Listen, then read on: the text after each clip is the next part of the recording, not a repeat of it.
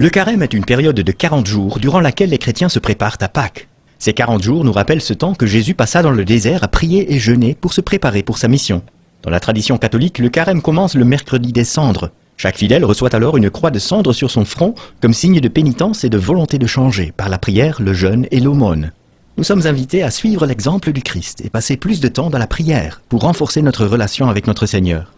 Le jeûne peut signifier manger moins, mais aussi renoncer au luxe. Oh, je suis riche! L'enjeu est de dépenser moins et donner plus, d'où l'importance de l'aumône. Aider les pauvres en partageant ce que vous avez. Allez, voici, mon ami. Le mercredi des cendres est un jour obligatoire de jeûne et d'abstinence pour tous ceux qui ont entre 18 et 59 ans. Cela signifie un seul repas complet et seulement quelques aliments dans la matinée et la soirée. Tu es à moi désormais. Dans de nombreux pays, on demande aux catholiques de s'abstenir de consommer de la viande chaque vendredi. Non! Le carême est un temps de conversion. Les catholiques sont invités à recevoir le sacrement de réconciliation.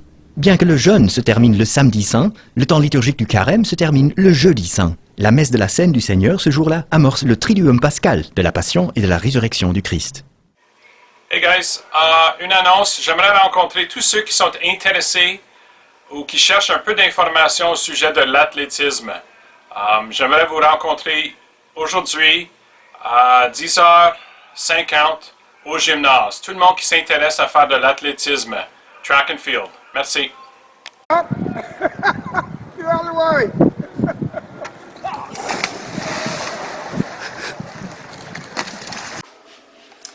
Bonjour SPC, puis je suis ici encore pour vous présenter le défi de la semaine. Pour cette semaine, c'est pour le carême. Alors, si tu fais un post sur Facebook en disant qu'est-ce que tu fais pour le carême, que ce soit quelque chose que tu ne fais pas ou quelque chose que tu fais bien, fais un post sur la page de ESPC, puis si tu n'as pas un compte de Facebook, fais un sur Twitter, puis fais un tag avec ESPC. Merci. Hey guys, salut. Félicitations aux membres de l'équipe de natation qui ont participé à SWASA la semaine passée.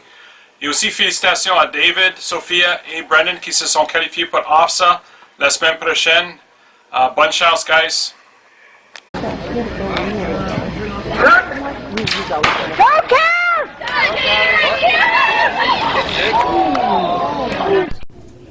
Hey guys, c'est le carême, ce qui veut dire que c'est une période d'abstinence et de réflexion. Pendant ces 40 jours de carême, c'est coutume de faire un renoncement volontaire de quelque chose qu'on aime ou une habitude qu'on aimerait abandonner. Par exemple, ce n'est pas rare pour les catholiques de ne pas manger le chocolat durant ces 40 jours que Jésus était dans le désert. Après tout, Jésus avait passé 40 jours dans le désert en faisant face à la tentation. Maintenant, c'est votre tour de renoncer à quelque chose et résister aux tentations. Au courant de ces prochains 40 jours, moi, Selena, vais vous garder à jour avec les sacrifices d'autres élèves ainsi que des enseignants. Alors, pour commencer notre premier segment de vidéo, allons voir nos premiers individus. J'aimerais vous introduire à M. Durocher, un enseignant de loi, civisme et sciences sociales. Alors, monsieur, qu'est-ce que vous allez faire ce carême comme sacrifice? Bien, mon premier sacrifice, il est très matériel, puis c'est relatif à une dépendance, à une drogue qui s'appelle la caféine. Que à partir de demain, je vais essayer de complètement éliminer, ou tout du moins modérer. Donc, si vous me voyez de mauvaise humeur pour les prochaines journées, vous allez comprendre pourquoi. Mais j'ai aussi un sacrifice qui est plutôt comme genre moins matériel, mais plus, je pense, un peu spirituel, puis bon pour ma santé mentale en même temps. Là. Puis ça va être de laisser de côté mes appareils électroniques, passer plus de temps à jaser avec mes enfants, puis les gens qui m'entourent, puis concentrer plus sur les vraies choses au lieu des petites choses artificielles comme nos maudits appareils qui nous préoccupent tellement. Alors, qu'est-ce qui vous a influencé à faire cette décision?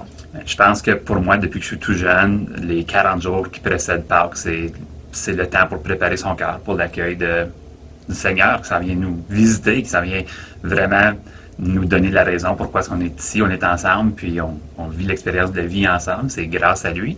Puis, je pense que c'est la meilleure façon de pouvoir se préparer à ça, c'est en réalisant certains sacrifices qui te font réfléchir à comment est-ce qu'on est chanceux, d'ailleurs, d'être des frères et des sœurs, puis comme je pense que c'est la façon de faire. C'est comme ça que je l'ai appris, c'est comme ça que je l'enseigne à mes enfants.